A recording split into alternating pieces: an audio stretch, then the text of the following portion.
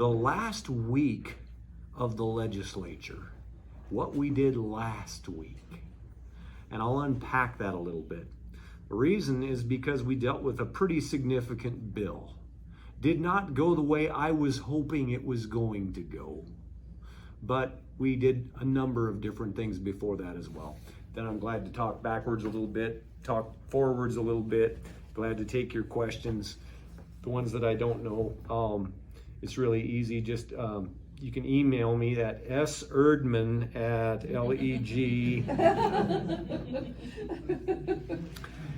In the last week, we dealt with perhaps one of the 2 or 3 most significant bills to this point, LB 626, known as the heartbeat law.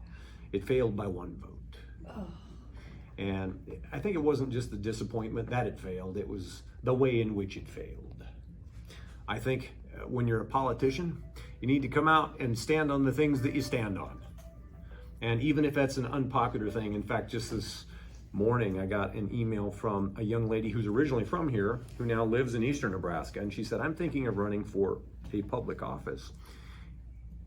What do you do when you're trying to balance what your constituents want versus your own convictions? How does all of that work? And the answer is both and.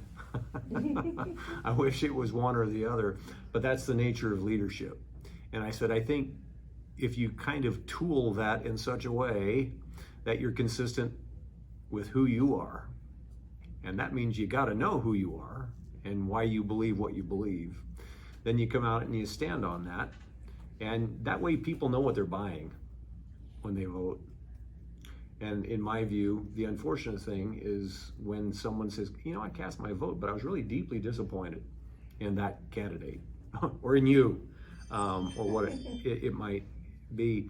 And I think that's part of what we were discouraged by this last week, is we had one of our partners on the conservative side who did not vote the way that he advertised he was going to. I took him to lunch 2 weeks before that and said, hey, what are your thoughts on things? And we were assured in less than a week before the vote happened that he was with us on 626, and then he surprised us all.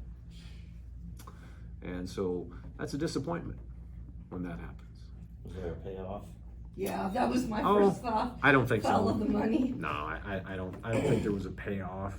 I think it was far more unfortunate, perhaps predictable. He's a man that's done a lot of good things in his life.